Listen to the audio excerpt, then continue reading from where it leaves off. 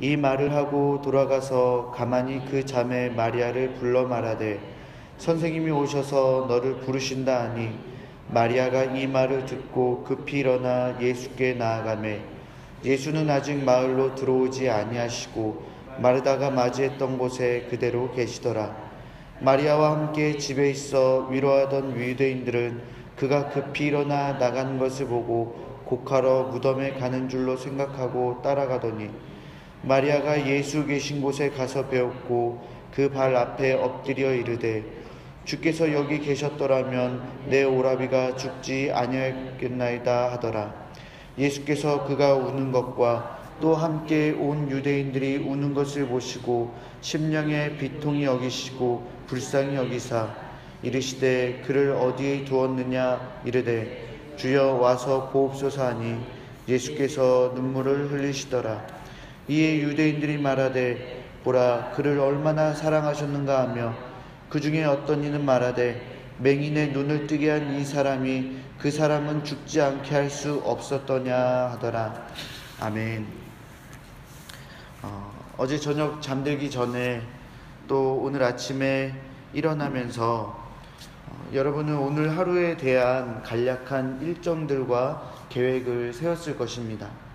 그랬다면 하나님의 자녀들은 당연히 오늘 내가 해야 할 일과 또 만나야 할 사람과 내가 가는 동선마다 하나님의 일하심과 은혜가 임하시길 또 기도해야 합니다. 왜냐하면 우리의 가는 길을 인도하시는 분은 여호와 하나님이시기 때문에 하나님의 자녀들은 기도로 하루를 시작해야 하는 것이죠. 어제 본문의 말씀과 오늘 본문의 말씀을 보면 우리는 하나님의 인도하심에 순종하며 따라가는 자매를 우리는 발견할 수 있습니다. 마르다와 마리아, 이 두 여인은 믿음이 있는 듯 하면서 또 한편으로는 믿음이 없는 듯한 모습을 보여줍니다. 이 두 여인이 예수님을 만났을 때 공통적으로 했던 말은 예수님께서 여기 계셨더라면 나사로가 죽지 않았을 것입니다 라는 이러한 말이었습니다.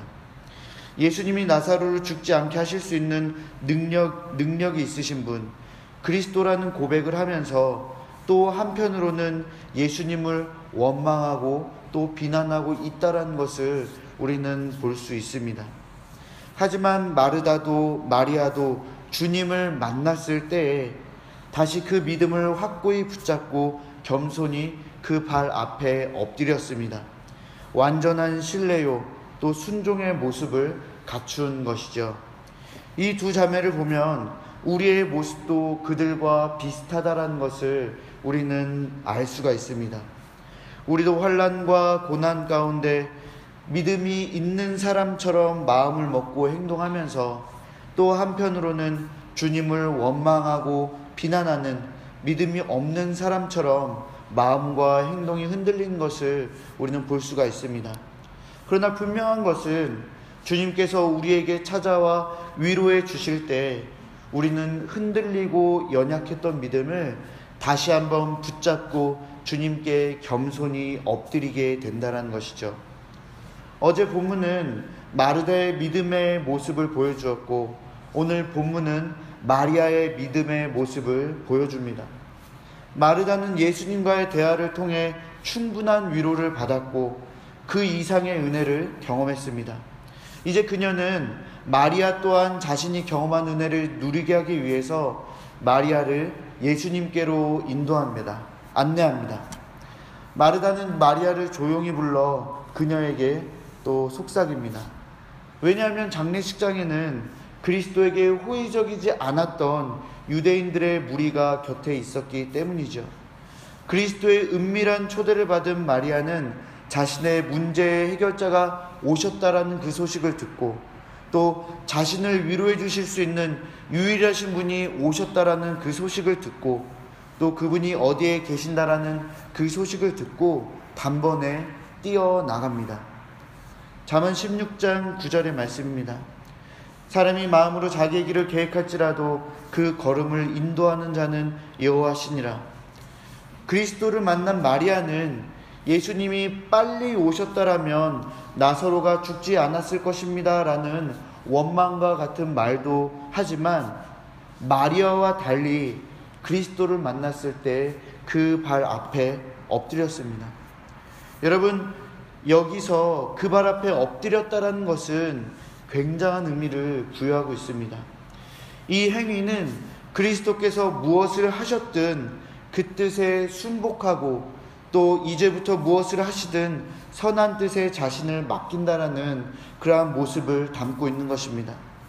사랑하는 여러분, 평안한 날에 그리스도에게 교훈을 받기 위해 그의 발 앞에 앉은 자들이 환난 가운데서 그리스도께 은혜를 입을 소망을 가지고 위로와 확신 속에서 그의 발에 엎드릴 수 있는 것입니다. 사랑하는 여러분, 이것이 바로 믿음입니다. 자신의 생각과 계획과 달리 주님의 절대적인 주권을 인정하고 자신의 계획이 아닌 주님의 계획에 발맞춰 나가는 것, 바로 이것을 우리는 믿음이라고 말할 수가 있는 것입니다. 유대인들은 급하게 뛰어나가는 마리아가 나사로의 무덤에 가서 애곡하는 줄 알고 그들도 따라서 쫓아갑니다. 하지만 그들의 눈앞에는 그들이 증오하는 예수님이 기다리고 계셨습니다. 두 시선이 있죠. 마리아의 눈에는 그의 유일한 위로자인 예수님이 눈앞에 있었고, 또한 유대인들의 눈앞에는 그들이 증오하는 예수님이 눈앞에 있었습니다. 마리아는 유대인의 시선에 상관하지 않았습니다. 그들이 마리아를 욕하고 비난한다 해도 마리아에게는 그것이 중요한 것이 아니었습니다. 그녀에게 중요한 것은 자신을 위로해 주실 수 있는 유일하신 분, 자신의 감정과 인생을 온전히 내어 맡기며 그분께 안길 수 있는 그 예수님이, 그 그리스도가 중요했습니다. 하지만 분명 반대로 유대인들의 시선은 좋지 않았을 것입니다. 사랑하는 여러분, 이때 우리는 또 다른 시선을 발견할 수가 있습니다. 마리아의 시선도 또 유대인의 시선도 아닌 바로 예수님의 시선입니다. 예수님은 온 유대인들이 우는 것을 보시고 심령의 비통함을 느끼셨습니다. 이 비통함은 이런 것입니다. 죽음 앞에 울고 있는 인생들을 보시면서 가슴 아파하셨던 것입니다. 사람의 시선은 현재를 두고 있죠. 지금 살아있는 이 모습을 두고 있죠. 그러나 예수님의 시선은 현재뿐만이 아니라 훗날 하나님의 나라에서까지의 그러한 시선을 두고 있습니다. 지금 예수님은 현재를 바라보고 있지만 또한 한편으로는 하나님의 나라를 바라보고 있다는 것입니다. 영원한 하나님의 나라가 있다는 것을 아시는 예수님은 이 땅에 들어온 죄로 인해서 그 죄로 생긴 죽음이라는 결과물에 화가 나셨습니다. 그 죽음의 나약한 인간의 모습에 또한 가슴이 아프셨던 것입니다. 본문에 기록된 말씀과 같이 그러한 인간들, 그리고 그 인생들을 굉장히 불쌍히 여기셨던 것이죠. 사랑하는 자들아, 너희들의 눈을 들어 하나님의 나라를 바라봐라. 이것이 끝이 아니다. 죽음이 끝이 아니다. 그것에 두려워하지 말아라. 분명 예수님은 이러한 마음을 품고 계셨을 것입니다. 예수님은 마리아에게 나사로의 무덤이 어딘지 물어보십니다. 절대로 몰라서 물어보신 것이 아니지요. 모른 척 해주신 것입니다. 만약에 예수님께서 알아서 그 무덤을 찾아가셨더라면, 그리고 나사로가 다시 났다는 그 기적이 일어났다면, 유대인들은 분명히 예수님과 나사로가 또 마리아와 마르다가 짰다라는 생각을 할 수 있었을 것입니다. 예수님이 이 모든 논란들을 피해서 다시 한번 물어보신 것입니다. 그리고 예수님은 나사로의 무덤 앞에서 눈물을 흘리십니다. 여러분, 예수님이 눈물을 흘리셨다라는 이 본문의 내용이 우리에게 얼마나 위로가 되는 말씀인지 기억하시기 바랍니다. 복음서에서는 예수님께서 웃으셨다라는 기록은 그 어디서도 찾아볼 수가 없습니다. 하지만 예수님께서 우셨다라는 이 기록은 우리가 몇 번 볼 수가 있죠. 예수님은 나사로와 그리고 사랑하는 자녀들의 슬픔에 동참하신다는 것을 여러분 반드시 기억하시기 바랍니다.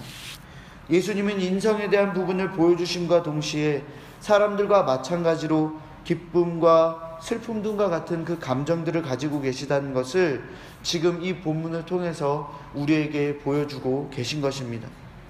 이 예수님은 곧 여기에 있는 여러분들을 향해 눈물을 흘려주시는 분이라는 것을 반드시 잊지 마시기 바랍니다. 이 본문을 보면서 개인적으로 이런 생각을 한번 해봤습니다. 예수님은 분명 지금 하나님 나라의 보좌에 앉아 계시겠죠. 천국의 모든 사람들이, 하나님 나라에 있는 모든 사람들이 지금 그곳에서 기뻐하며 눈물도 없고 아픔도 없고 슬픔도 없는 그곳에서 행복하게 살고 있을 것입니다. 그런데 예수님은 지금 무엇을 하고 계실까요? 예수님은 여전히 우리를 위해서 기도하고 계십니다. 여전히 우리를 위해서 중보하고 계시죠. 여전히 예수님은 우리를 위해서 힘쓰고 계십니다. 하나님의 나라에서 모든 사람들이 다 기뻐하면서 만족하면서 또 하나님을 바라보면서 살 때 예수님은 지금도 여전히 우리를 향해서 기도하고 계시다라는 사실을 잊지 마시길 바랍니다. 성경은 분명히 하나님 나라는 눈물이 없고 슬픔이 없는 곳이라고 기록되어 있습니다. 그런데 저는 이런 생각을 혼자 해봤습니다. 단지 제 개인적인 생각입니다. 예수님의 눈물이 마르지 않을 것 같다라는 그러한 생각을 해봅니다. 예수님은 분명히 우리를 위해서 늘 기도하고 계실 것이며 우리의 연약함과 우리의 고통과 우리의 슬픈 상황 속에서 우리를 위해서 기도하시면서 충분히 우리의 마음을 공감하시면서 함께 눈물을 흘리고 계시진 않을까, 그런 생각을 해봅니다. 그러면서 또 한편 또 다른 생각을 해보죠. 그러면 예수님의 눈물은 언제 멈출까? 그 기도는 언제 멈추게 될까? 나를 향한 그 눈물, 나를 향한 그 기도, 우리를 향한 그 눈물과 그 기도는 그럼 언제 멈추게 될까? 그러면은 여기서 또 답이 쉽게 나오죠. 하나님의 나라가 완성되는 그때, 예수님께서 이 땅에 재림하신 그때에 우리가 하나님의 나라에 완전히 들어가고 그 나라가 완성된 그때 예수님의 눈물과 기도는 더 이상 있지 않을 것이다 라는 생각을 해봅니다. 사랑하는 여러분, 그때까지 예수님은 여러분과 저를 향한 그 기도를 멈추지 않으실 것입니다. 또한 그때까지 여러분과 저를 향한 그 연민과 그 마음을 끝까지 멈추지 않으실 것입니다. 어쩌면 예수님은 여러분들을 위해서 지금도 가슴 아파하시고 또 눈물을 흘리실 수 있다는 것을 여러분 기억하시고 위로를 받으십시오. 사랑하는 여러분, 오늘 말씀을 통해서 우리는 우리의 믿음의 연약함을 다시 한번 생각하고, 그러나 그 믿음의 연약함 속에서 여전히 예수님은 우리를 향해서 기도하고 계시고 우리를 위해서 눈물을 흘리실 수 있는 분이라는 그 사실에 위로를 얻으시기 바랍니다.